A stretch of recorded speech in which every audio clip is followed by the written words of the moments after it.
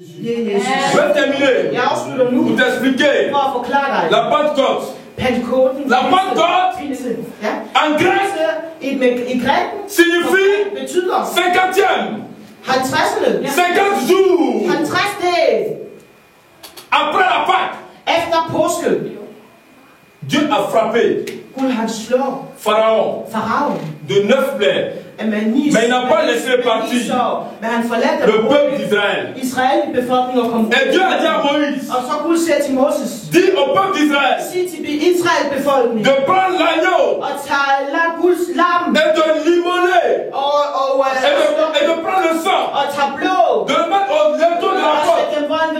Quand l'ange de la mort va passer, il va frapper tous les chrétiens égyptiens, mais il ne touchera pas les enfants d'Israël. L'ange de la mort est passé, il a frappé tous les premiers-nés, depuis Pharaon et tous les Égyptiens. Il n'a pas touché à un Israélite. Le sang qui est immolé sur le linteau de la porte, c'est le sang de l'agneau, le sang de Jésus en toi. Tout passe à côté. Dieu met la différence entre celui qui sait Dieu et celui qui ne sait pas Dieu.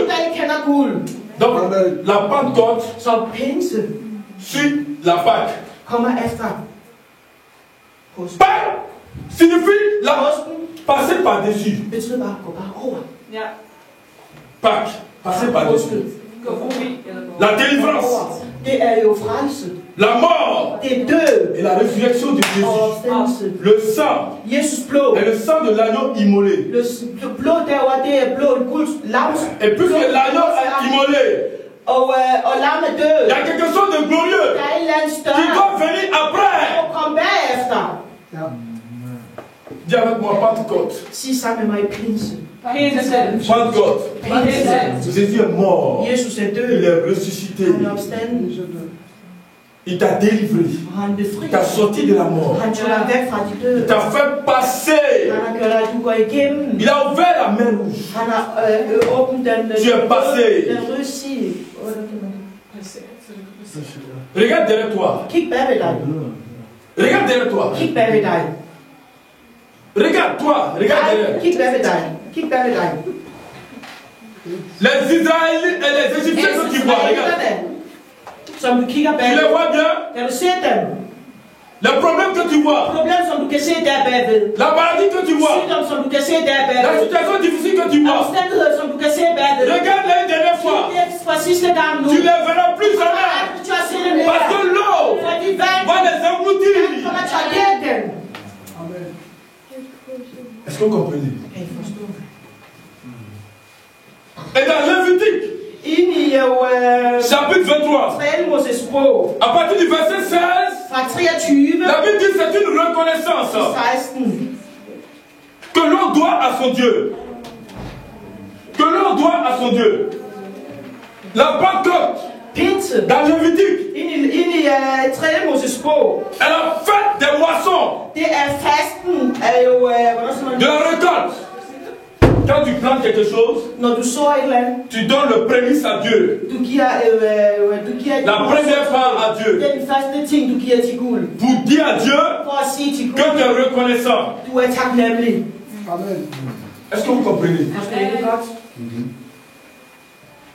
Pour dire à Dieu, voici ta part. Amen. J'ai bientôt fini. J'ai bientôt fini. Parce que le soir, je rentre à Paris. Mais après, sois bien. 50 jours. 50e. Après la Pâque. Amen. C'est une reconnaissance d'abord que tu donnes à Dieu. Tu donnes ton cœur à Dieu, ton esprit à Dieu, ta vie à Dieu, ton argent à Dieu. Tu donnes tout en premier pour la gloire de Dieu. Maintenant, Acte chapitre 2. On peut se tenir debout, s'il vous plaît. Acte chapitre 2. Nous dit, il nous parle de la Pentecôte Pentecôte aussi. Mais comme un mouvement de l'esprit. Comme une promesse de l'esprit. La Bible dit, le jour de la Pentecôte, il vint un bruit semblant à un vent impétueux. Et il remplit toute la maison. Et il fut rempli du Saint-Esprit. Et il se mit à parler en d'autres langues. Amen. Le jour, c'est un mouvement. Dans le livre de Actes chapitre 2, la Pentecôte, c'est un mouvement de l'esprit. Quand l'esprit bouge, quand il bouge, il se manifeste. Quand il bouge, il guérit le malade. Quand il bouge, il te rétablit. Quand il bouge, il te restaure. Quand il bouge, il te lève. Quand il bouge, il te donne l'onction. Quand il bouge, il te donne la capacité. On peut s'asseoir dans l'amour du Seigneur. Est-ce que vous voyez la différence? Amen. Amen. Amen. Donc, tu es déjà délivré. Peut-être que tu es venu ici vendredi, tu avais un problème. Je t'annonce, tu es déjà délivré. Maintenant qu'on est délivré, ça veut dire que la porte est ouverte. Et quand la porte est ouverte, ça veut dire que Jésus peut entrer avec les grosses spirituelles, avec la grâce, avec la bénédiction, avec la puissance, avec le ministère. Nous sommes maintenant, qu'ils soient qualifiés, que le monde entier te voit, et que ta mère te voit, et que tes parents te voient, et que tes amis te voient, et que tout le monde voit, que tu as donné Dieu vivant, et qu'il accepte Jésus dans la vie. Amen. Amen. Tu recevras la présence de Dieu sur toi. Amen. Amen. Amen. Amen. Amen. Amen. Tu recevras la présence. Aujourd'hui, tu as besoin de sa présence. Aujourd'hui, tu as besoin de sa présence. Le jour de la Pentecôte a annoncé un mouvement. Quand tu prends la Bible, à partir, quand tu lis Jean, Matthieu, Luc, Marc, Jésus faisait beaucoup de miracles. Mais quand il est parti, on n'a pas vu ses disciples faire beaucoup de miracles.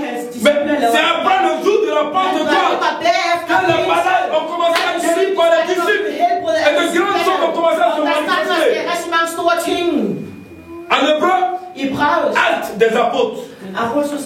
Praxeis. Ça veut dire exploit. Exploit. Élévation. Grandeur. Action. Action. Yes, action. Dans tous les domaines de votre vie.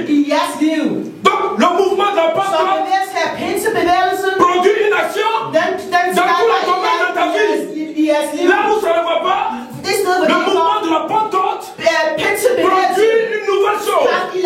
Quelque chose qui n'a rien à voir avec les choses de l'homme. Mais quelque chose que tu n'as jamais vu.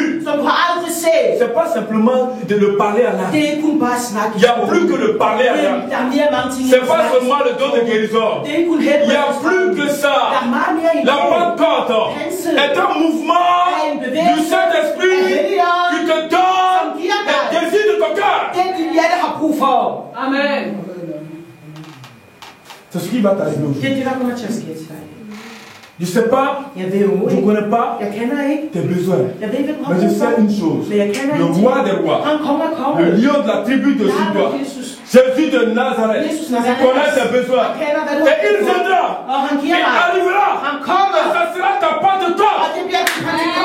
Ce ne sera pas un simple parler à l'âme. Mais ça sera au-delà du parler à l'âme. Ça ne sera pas des dons de miracle. Ça sera au-delà du miracle. Parce que Dieu est au-delà de toi. Dieu est au-delà de tout. Tu voudras un changement, un mouvement dans ta vie.